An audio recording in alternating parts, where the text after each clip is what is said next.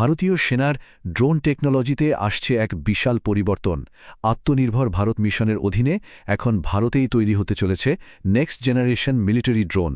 আসুন জেনে নেওয়া যাক কিভাবে এই উদ্যোগ বিদেশি নির্ভরতা কমিয়ে ভারতীয় সেনার শক্তিকে বহুগুণ বাড়িয়ে তুলতে চলেছে। দেখুন, এর মূল উদ্দেশ্য কিন্তু একদম পরিষ্কার। মিলিটারি টেকনোলজির জন্য বিদেশের ওপর আর কোনো নির্ভরতা নয়। এর ফলে শুধু যে দরকারি জিনিসপত্র তাড়াতাড়ি পাওয়া যাবে তাই নয়, বরং ভারতের নিজস্ব প্রয়োজন অনুযায়ী সেগুলো ডিজাইন করাও সম্ভব হবে। আর এটাই দেশের সামরিক শক্তিকে একটা অন্য লেভেলে নিয়ে যাবে। তো এই যে এত বড় একটা উদ্যোগ, এর কেন্দ্রবিন্দুটা ঠিক কোথায়? কোথা থেকে এই সব স্ট্র্যাটেজিক সিদ্ধান্ত নেওয়া হচ্ছে? চলুন সরাসরি সেখানে ফোকাস করা যাক। আসল ঘটনাটা ঘটছে বেঙ্গালুরুর 515 আর্মি বেস ওয়ার্কশপে। সম্প্রতি এখানেই দেশের ড্রোন উৎপাদনকে আরও শক্তিশালী করতে বেশ কয়েকটা গুরুত্বপূর্ণ চুক্তি বা এমওইউ সই হয়েছে। প্রতিরক্ষা মন্ত্রকের তত্ত্বাবধানে এই চুক্তিগুলো করা হয়েছে। আর এই সব চুক্তির একটাই final goal, military unmanned aerial vehicle মানে ইউএভি টেকনোলজির জন্য বিদেশের ওপর থেকে নির্ভরতাটা পুরোপুরি শেষ করে দেওয়া। তবে এই বিশাল প্রজেক্টে ভারতীয় সেনা কিন্তু একা নয়। তারা দেশের সেরা কিছু স্টার্টআপ আর প্রতিষ্ঠানের সাথে হাত মিলিয়েছে। চলুন দেখে নিই এই জোটে কারা কারা আছে। প্রথমেই যার নাম আসে সে হল বেঙ্গালুরুর একটি স্টার্টআপ নটিক্যাল উইংস অ্যারোস্পেস। এই মিশনে এদের কিন্তু একটা দারুণ গুরুত্বপূর্ণ ভূমিকা আছে। এই স্টার্টআপটি ড্রোনের জন্য electric propulsion system BLDC motor, যা ড্রোনকে অনেক বেশি এফিশিয়েন্ট বানায় এবং প্রোপেলার তৈরি করছে। শুধু তাই নয়, তারা সেনার টেকনিশিয়ানদের স্পেশাল ট্রেনিংও দিচ্ছে। মানে শুধু হার্ডওয়্যার নয়, সেটা চালানোর মতো দক্ষ লোকবলও তৈরি হচ্ছে দেশেই। আচ্ছা, হার্ডওয়্যার তো হলো, কিন্তু ড্রোনের ব্রেন?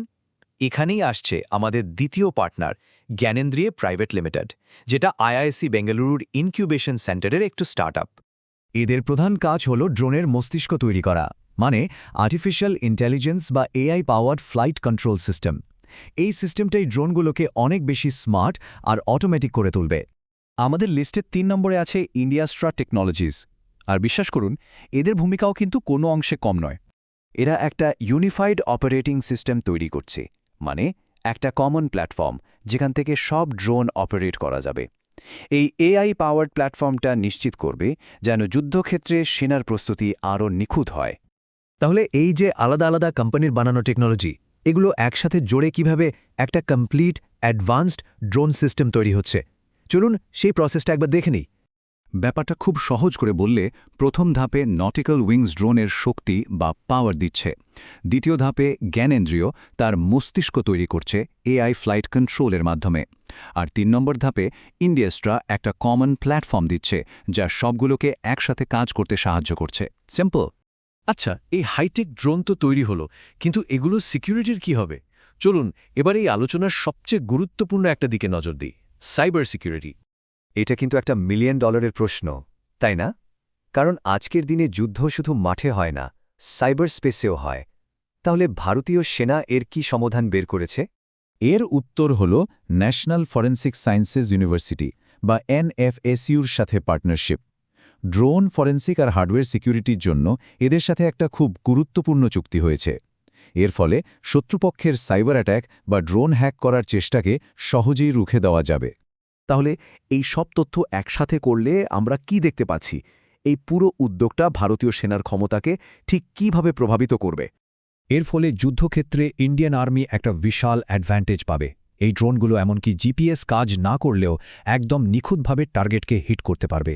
এটা অপারেশনাল প্রস্তুতিকে আরও ধারালো করবে, আর খুব কম সময়েই এই নতুন সিস্টেমগুলোকে ফিল্ডে নামানো যাবে।